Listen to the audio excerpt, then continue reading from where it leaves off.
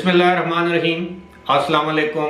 ابرار رشید آپ کی خدمت میں ایک مرتبہ پھر حاضر ہے، اور کچھ ایسی معلومات ہیں جو ہم نے مختلف ذرائع سے حاصل کی ہیں، اور آپ یقین کیجئے گا کہ یہ معلومات آپ کے رونگٹے کھڑے کر دیں گی، اور میری آپ سے درخواست ہوگی کہ اس ویڈیو کو آخر تک بڑے غور سے دیکھیے اور سنیے گا۔ ارشد شریف کے قتل کے حوالے سے سب سے پہلے خبر کس کو پہنچی؟ سب سے پہلے ان کے گھر یہ اطلاع کس نے دی؟ ارشد شریف کی خبر سب سے پہلے کس چینل پر چلی، اور اس چینل نے کیا موقف اختیار کیا؟ یعنی قتل کی خبر کو حادثہ بنا کر پیش کیا گیا، اور 3-4 گھنٹے تک، بلکہ شاید اس سے بھی زیادہ، حادثہ قرار دیا جاتا رہا۔ اب یہ بات تو واضح ہو چکی ہے، طے ہو چکی ہے کہ ارشد شریف پشاور کے جو ایئرپورٹ ہے، باچا خان ایئرپورٹ، وہاں سے ایمریٹس ایئر لائن کی پرواز سے سفر کرتے ہیں دبئی کے لیے۔ اس سے پہلے ان کی بکنگ کروائی گئی بزنس کلاس میں کراچی سے، اور یہ ٹکٹ مینیج کس نے کیا؟ یہ ARY کی جانب سے یہ ٹکٹ مینیج ہوا، اور جو ARY کے جو سینئر وائس پریزیڈنٹ ہیں شاید حماد یوسف، انہوں نے یہ ٹکٹ مینیج کیا اپنے کسی اسسٹنٹ مینیجر کے ذریعے۔ 5.5 لاکھ روپے کا یہ ٹکٹ تھا بزنس کلاس کا۔ ظاہر ہے ریٹرن ٹکٹ لینا پڑتا ہے جب آپ کے پاس وزٹ ویزا ہو، لیکن کراچی کے بجائے وہ پرواز کرتے ہیں پشاور سے۔ پشاور DGISPR کے بقول ان کو باقاعدہ سرکاری پروٹوکول کے ذریعے ایئرپورٹ لے جایا جاتا ہے۔ ایئرپورٹ سے وہ فلائی کرتے ہیں، وہاں پر وزیر اعلیٰ کے پروٹوکول آفیسر عمر خان افریدی یا عمر گل افریدی وہ اس کو مینیج کرتے ہیں۔ وہاں سے وہ دبئی چلے جاتے ہیں۔ دبئی میں جا کر وہ ایک ہوٹل میں قیام کرتے ہیں۔ ان کا ویزا ایکسپائر ہو جاتا ہے، اور ویزے کی ایکسپائری کے بعد ان کو یہ کہا جاتا ہے کہ آپ نیروبی چلے جائیں، یعنی کینیا کے دارالحکومت چلے جائیں۔ دبئی جانے والے، اور میں خود بڑی باقاعدگی کے ساتھ دبئی جاتا رہتا ہوں، ان کو یہ معلوم ہے کہ آپ کا جو ویزا ہے، وہ جو سٹے ہے آپ کا، آپ 30 دن تک آپ وزٹ ویزے پر وہاں قیام کر سکتے ہیں، لیکن اگر آپ اس میں ایکسٹینشن چاہتے ہیں تو 30 دن کے لیے آپ کا ویزا ایکسٹینڈ بھی کر دیا جاتا ہے۔ اس کی ایکسٹرا فیس دی جاتی ہے۔ وہاں پر جو عامر سینٹر ہیں یا GDRFA ہے، general directorate of residency and foreign affairs, وہ آپ کا ویزا ایکسٹینڈ کر دیتے ہیں۔ اور اگر آپ کا 30 دن کا ویزا ایکسٹینڈ ہو کے 60 دن آپ گزار لیں تو اس کے بعد آپ کا ویزا ایکسٹینڈ نہیں کیا جاتا، پھر آپ کو وہاں سے جانا پڑتا ہے۔ لیکن اس صورت میں ارشد شریف 30 دن کے بعد نیروبی چلے جاتے ہیں۔ اب نیروبی میں ان کو ریسیو کرنے کے لیے ایئرپورٹ پر وقار احمد نامی ایک شخص آتا ہے، اور وقار احمد اور خرم احمد یہ دونوں بھائی ہیں جن کا نیروبی میں کوئی کاروبار ہے۔ کچھ لوگ کہتے ہیں ان کا اسلحے کا کاروبار ہے، کچھ لوگ کہتے ہیں ان کا کوئی اور کاروبار ہے، لیکن وہاں پر ان کا کاروبار ہے، ان کے اپنے گھر ہیں، یہ رہائش گاہیں ہیں۔ اب میں آپ کو یہ بتاؤں گا کہ ارشد شریف کو وقار احمد کے حوالے کس نے کیا، یعنی وقار احمد کو کس نے فون کر کے کہا کہ جناب ہمارے کوئی مہمان آ رہا ہے، اس کو آپ نے ریسیو کرنا ہے، اس کو اپنے ہاں رکھنا ہے، یا اس کا میزبان بننا ہے۔ وہاں پر جب یہ چلے جاتے ہیں، یہ حادثہ پیش آ جاتا ہے۔ اس کے بعد یہ بھی کچھ لوگوں کا یہ ماننا ہے کہ جب یہ حادثہ پیش آیا تو اس کے بعد یہ لوگ جو ہیں ان کو سفارتی عملے تک رسائی نہیں دی گئی، یا سفارتی عملے کو ان تک رسائی نہیں دی گئی، ایسا بھی نہیں ہے۔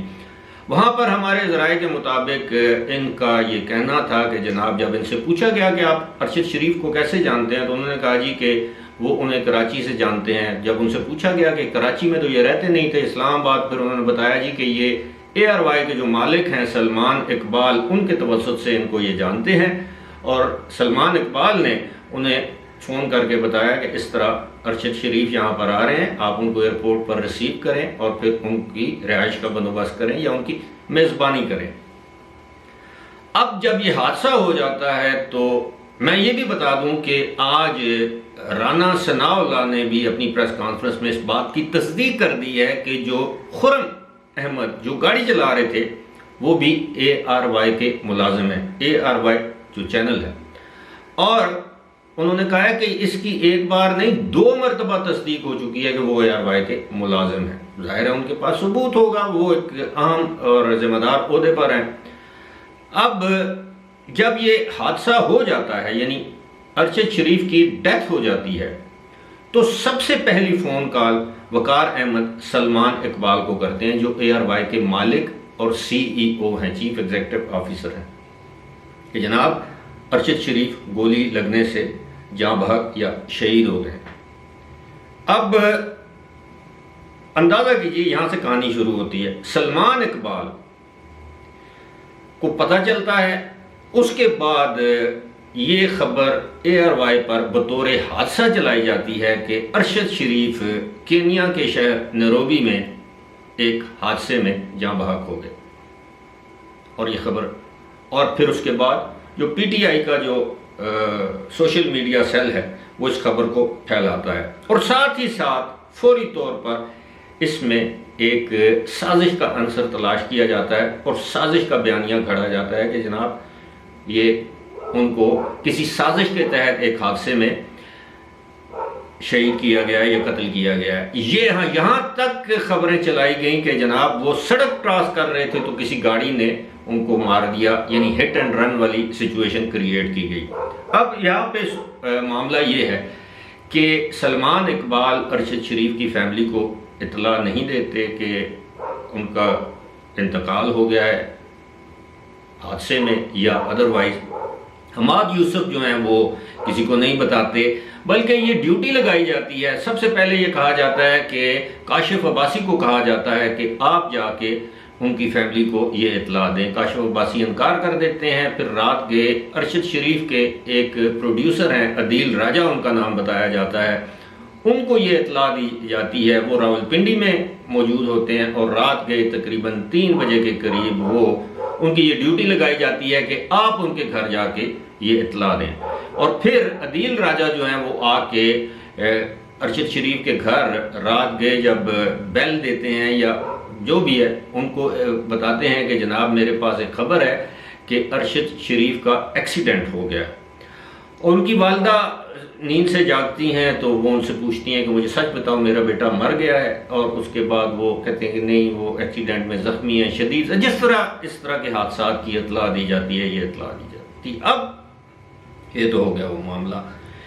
اب ذرائع یہ کہتے ہیں، دعویٰ یہ کرتے ہیں کہ جناب وہاں پہ جو کاروبار ہے یا فارم ہاؤس ہے وہ پارٹنرز ہیں سلمان اقبال کے، اور سلمان اقبال نے ارشد شریف کو وہاں پر بھیجا ان کے پاس جہاں پر یہ حادثہ ہوا۔ اب ان دونوں بھائیوں کا ایک کے تو بارے میں نے بتا دیا کہ رانا ثناء اللہ کے بقول جو خرم احمد ہیں وہ ARY کے ملازم ہیں۔ اب کس حیثیت میں ملازم ہیں؟ جرنلسٹ ہیں، مینجمنٹ سائٹ پہ ہیں، کوئی اور عہدہ ہے ان کے پاس۔ وقار احمد کے بارے میں یہ کہا جاتا ہے کہ وہ ان کے دوست بھی ہیں سلمان اقبال کے، اور عین ممکن ہے کوئی پارٹنرشپ بھی ہو، کیونکہ سلمان اقبال کا صرف نیوز وہ میڈیا ہاؤس نہیں ہے، ان کے اور بھی بہت سے کاروبار ہیں، سونے کا کاروبار ہے، پراپرٹی کا کاروبار ہے، ڈیولپر ہیں، وہ دنیا کے مختلف جگہوں پر یعنی تعمیراتی کام میں بھی مطلب ان کا بزنس ہے، پاکستان میں بھی اب تو وہ ڈیولپر ہیں۔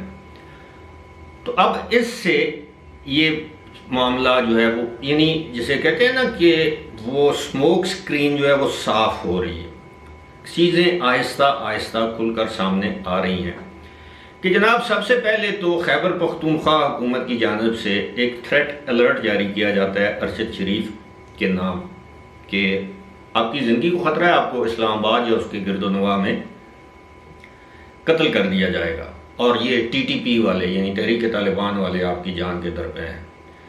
پھر اس کے بعد ان کو ڈرایا جاتا ہے، دھمکایا جاتا ہے کہ جناب آپ، عمران خان خود کہہ چکے ہیں کہ میرے پاس یہ رپورٹ آئی ہے، اور یہ رپورٹ پھر اس کے حوالے سے میں نے آپ کو اس سے پہلے والی ویڈیو میں بتایا بھی ہے کہ وہ مراد سعید نے وہ جو 16 اگست کو شاید وہ ویڈیو اپلوڈ کی تھی، ویڈیو بیان دیا تھا کہ ان کو کسی دوسرے ملک میں مروا دیا جائے گا. یہ مراد سعید کا کہنا ہے، میرا نہیں. یہ تھریٹ الرٹ جاری ہوتا ہے، وہ 10 اگست کو یہاں سے جاتے ہیں پاکستان سے، اور 10 ستمبر تک ان کا ویزا ویلڈ تھا.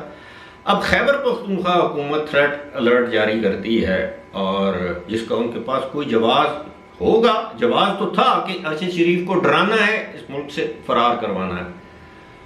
اور اس میں اب تحقیقات جو بھی ہونی چاہیے ان میں سمجھتا ہوں کہ 4-5 افراد ہیں جن سے یہ تحقیقات شروع بھی ہوں گی اور ختم بھی ہوں گی.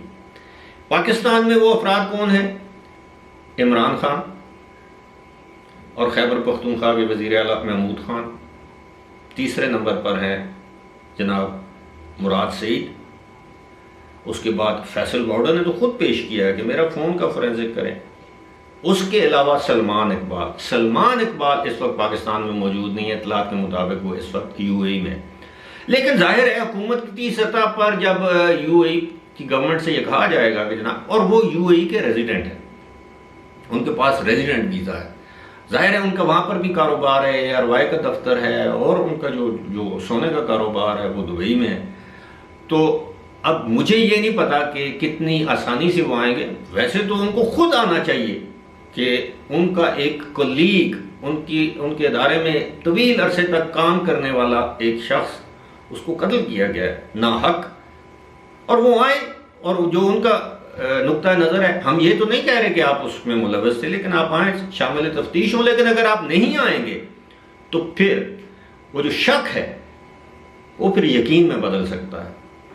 اب یہ تو میں نے نام لے لی. اس کے علاوہ جو 2 مرکزی کردار ہیں وہ کینیا میں موجود ہیں، جن کا نام وقار احمد اور خرم احمد ہے، جن کے بارے میں بتایا جاتا ہے ان کا تعلق تو کراچی سے ہے، لیکن وہ کینیا میں رہائش پذیر ہیں، تو یقیناً وہاں کے ریزیڈنٹ ہوں گے یا ممکن ہے سٹیزن ہوں. اب ان 2 افراد کو وہاں پہ تو انویسٹیگیٹ کیا جا سکتا ہے، لیکن اگر کل کو وہ قتل میں ملوث پائے جاتے ہیں تو کیا ان کی حوالگی کے لیے، بے دخلی کے لیے، ایکسٹریڈیشن کے لیے پاکستان کینیا کو درخواست کرے گا؟ کیا پاکستان اور کینیا کے مابین کوئی اس طرح کا معاہدہ ہے؟ میرا نہیں خیال. میرا تو خیال ہے، میرا تو یقین ہے کہ ان کے تو آپس میں یہ قانونی معاونت کا بھی کوئی معاہدہ نہیں ہے. تو یہ تو اب بین الاقوامی پریشر ہے تو کینیا تعاون کر رہا ہے. اگر وہ انکار کر دے تو پاکستان کچھ نہیں کر سکتا. لیکن چونکہ اب تو اقوام متحدہ کی جانب سے بھی، عالمی صحافتی تنظیموں کی جانب سے بھی، امریکہ کی جانب سے بھی، پاکستان کی جانب سے بھی، یورپی ممالک کی جانب سے بھی پریشر ہے کینیا کی حکومت پر کہ وہ اس معاملے کی غیر جانبدارانہ تحقیقات کرے، اور پاکستانی جو انویسٹیگیٹنگ آفیسرز ہیں یا انویسٹیگیشن اتھارٹیز ہیں ان کے ساتھ مل کر کرے. تو آنے والے دنوں میں یہ بات تو واضح ہو جائے گی. جو پاکستان میں بھی کمیشن بنایا گیا، اگر عمران خان اس میں پیش نہیں ہوتے تو ان پر بھی شک کیا جائے گا، انگلی ان کی طرف بھی جائے گی. محمود خان پیش نہیں ہوتے، ہم یہ نہیں کہہ رہے کہ کسی ایف آئی آر میں ان کا نام آنا چاہیے یا آئے گا، لیکن انہوں نے جو اقدامات کیے ہیں اور اپنے منہ سے یہ قبول کیا ہے مراد سعید نے. اب اس میں آپ دیکھیں، خیبر پختونخوا کے جو وزیر اعلیٰ ہیں وہ ہماری زبان میں گناہ کہتے ہیں، میسنا بھی آپ کہہ سکتے ہیں. انہوں نے بڑی خاموشی سے سارے معاملات جو ہیں وہ سنبھالے ہیں. اور مراد سعید تو اپنے منہ سے یہ بھی کہہ چکے ہیں کہ جناب وہ تو کے پی کے ہاؤس اسلام آباد سے سرکاری گاڑی میں لے کر ان کو پشاور گئے، اور پشاور سے باقاعدہ پروٹوکول کے ساتھ ان کو دبئی رخصت کیا گیا.